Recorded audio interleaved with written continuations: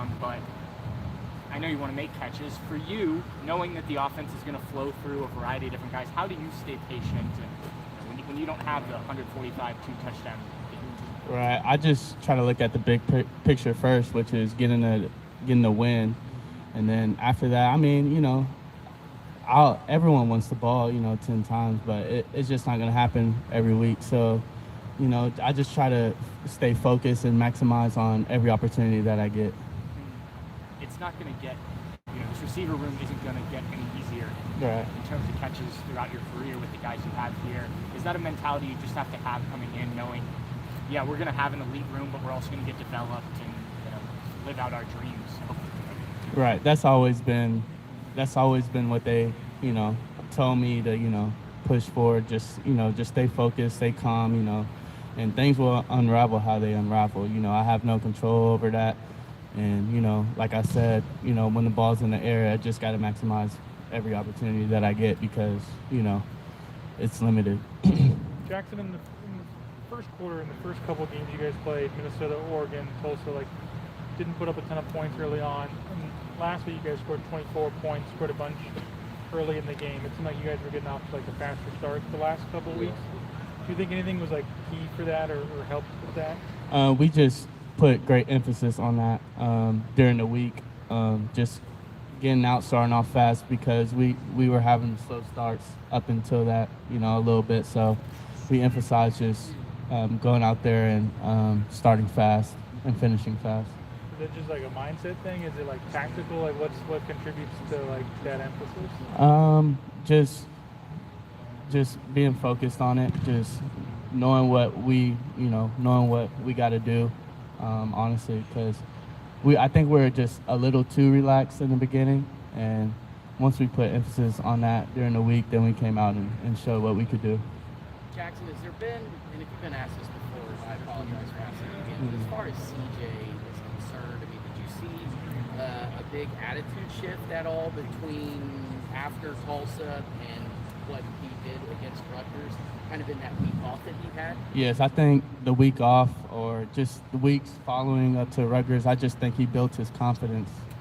I just think it's gaining more and more and more each week. So that's a big deal for us, and hopefully he'll keep it going, which I know he will. When you guys hear that kind of criticism about your quarterback, it should be Kyle or it should be Jack or just throw Quinn in there, you hear that kind of stuff. Does that kind of hurt you guys as even a receiving unit because you know what CJ's capable of? Right.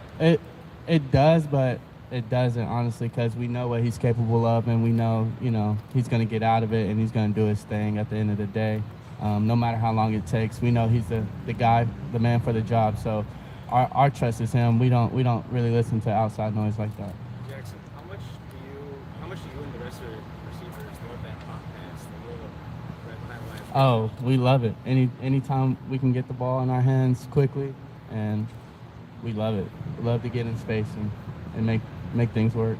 Is that something that you guys are trying to implement more? I mean, we saw it a little bit, a lot more accurate. I think we saw one or two against Rutgers. Is that something that you guys are clamoring for? Is that something that's in the future? Yeah, just trying to start fast and make explosive plays, simple plays, turn them into explosives, and we got the personnel and guys to do that. So, it works in our favor most of the time. Hey, Jaxon, your class, obviously very talented. You got a lot of guys, second-year guys starting. Is your class better than this current freshman class? Where would you rank the two classes? Ooh, that's hard. I was honestly telling Garrett this the other day that I think this freshman class is really good. I mean, I feel like our freshman class has stepped up a little bit more just because, we got a lot of starting freshmen. So, I got to hand it to that. I mean, it hurts to say. I think we got a pretty good class too, but they showed up. Would you ever tell them that? No, never. Do you think having last year the way it was, COVID, and things like that, impacted what you guys were able to do? Obviously a very talented class. Could you guys have done something similar? Oh, for sure. Just development, practice, fall, spring, especially because a lot of us came in the spring, so we missed that gap. We missed a lot of the summer. We didn't have that full chance, to develop as much as we could if we had a regular season. So, yeah, they got a head start. This younger class got a head start on that, so good for them. Jaxon, you ever couple years ago in this offense, the slot position, it was Paris Campbell, AJ, getting a ton of receptions.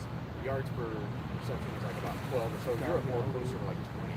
Do you expect now in this offense that slot position should be as big of a big play threat as any other spot? A big play threat. What do you mean? Just being able to get like explosive plays. Oh, in the slot as opposed to being more like a possession. Right. I feel like those plays are coming. It's hard to. My point being, you're kind of already doing it. That's what I'm saying. Right. Like you're up at a higher. Right. I feel like that's kind of more of my game. I feel like I can go down the field and make explosive plays and make possession catches also. Whatever they need, I feel like I can do it. So. Yeah, I definitely want to get some more explosive plays, though, and I know they're coming. Jaxon, I'm sorry. You guys jumped in out formation last week, first time I think this year, but threw out of it, of course. Yeah. You guys had that triple option look to the edge, with CJ. Do you guys get something or roll something out new almost every week? And I guess how exciting is that to be in an offense that's always adding? Oh, I love it. That's why I'm here. I mean, we always have a great game plan, and it's just about executing. That play, it's haunting me a little bit, but we'll get back to it. But you could have used a little bit of better lead, couldn't you? I mean, right. But go ahead. It's my fault. That's what I love about this offense. I mean, Coach Day, and Coach Wilson, Coach Hart, they're masterminds, so I love it. Well, let me follow up on that, though. But is this stuff y'all have already worked on through the year, or do y'all kind of get something new almost every week? I mean, explain to people who don't understand how you put a play in, Well, a lot of the plays, we'll put in new plays that I've never seen before, but most of it, we've done it before, in the summer, in the spring. So that play that you're talking about, we've had that in for a long time. Just pulled it out of the hat. Yeah, just pulled it out that week and rolled with it. Is that exciting every week to know there could be something new featured? I mean, do y'all get an actual game plan, or how does that work? Yeah, we get a game plan. We get some plays that we really like and that we know we're gonna run. Yeah. And then but do you thumb through it and say, hey, where do I fit in here? I mean, go ahead. Right. Yeah. We'll get a list of plays and I check it out, make sure, sometimes it looks good, sometimes, Yeah. But But that's exciting, right? I mean, very exciting. It just keeps you on your toes. You never know what to expect. Jaxon, we talked to you after the Oregon game. You obviously weren't pleased with the result. Yeah. But having a game like that individually and kind of announce yourself, have you been able to reflect on your performance in that game at all, or is it the result kind of clouds what you were able to do? Reflect on it. Personally, I thought I played a decent game. I just try to build off it for real. It was good. I feel like there's more to come, better to come. Just build off that. I think that game helped my confidence a lot. First 100-yard game. So just trying to build off that, build that confidence, and yeah. Jaxon, how about the young guys? I'm sorry if we've talked about it before, but like Marvin Harrison, Jaden Ballard, Emeka Ibuka. I know Emeka had that 85-yard catch. How have you seen them progress a little bit behind guys like Olave, yourself, and Garrett Wilson? They're progressing every day. Just watching Chris and Garrett, and just the starting to see how things since they came in, really they've been making plays. They're going to be really good, and throughout this season they keep developing. They're just going to get better and better and better. Do you find yourself still learning as a wide receiver in that room? Oh, for sure. How good of teachers are Chris and Garrett, guys like those guys? Very good teachers. I'm the type of person I just like to watch and try to do what they do, or I take a lot of stuff from their game, so can't thank them enough on that, for real. Do you sense what makes Emeka such a dangerous return guy? There's obviously a lot of fast guys on the team, and some guys are more dangerous. What makes him dangerous, I just feel like he sees the hole and he hits it. A lot of guys are timid, don't know where to go, but he trusts the blocks to happen, the way that things are set up, and I feel like he just hits it really hard, and he makes his mind up quick, and he's a good runner with the ball in his hands. Did you guys give him some grief for not scoring? Oh yeah, that's what you got to score that, but he will. He'll have plenty. He's a really good player. It was a great run. he'll finish it off next time. I know. And yet you still had to give him some grief. Got to, you know. Older guys did it to me. You gotta do it to them. So that's how it goes. You mentioned how much Chris Olave and Garrett Wilson have been leaders to you. I'm curious for those younger guys. I mean, do you sense yourself as the next in line to kind of be that example? Yes, I do. That's what I'm pushing for. I'm pushing to be a leader. I'm pushing for people to, you know, look up to me and know that I'm going to do it right on every rep.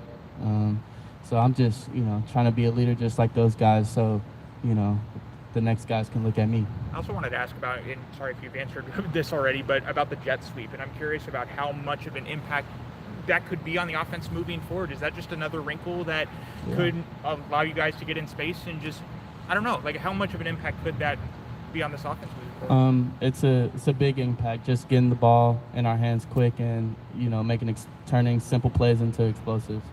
And, you know, it'll be good for us. Jaxon, when CJ has a game like he did Saturday, given how the world was talking about him, I mean, Chris is like, no more CJ slander after that game. Have you seen him this past week maybe a little bit, not saying he was in a bad mood, but just maybe a little bit more pep and step? Yeah, I mean, it's tough, you know, especially being a QB1 at a school like this, you know, but I feel like he's been handling it well, and I feel like every week he's just building his confidence and, you know, with us and with himself and just seeing the defense. So he's a great player, so much more in store for him. Did you, as the receiver room, like have to help CJ's confidence at all, or like try to like kind of? Yeah, I mean, everyone, you know,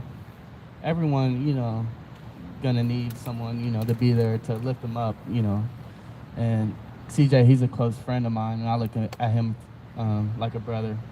I know him, you know, so he'll, you know, seek for me for help. I seek for him for help. You know, we can just talk. We have a good relationship. So, yeah. Great.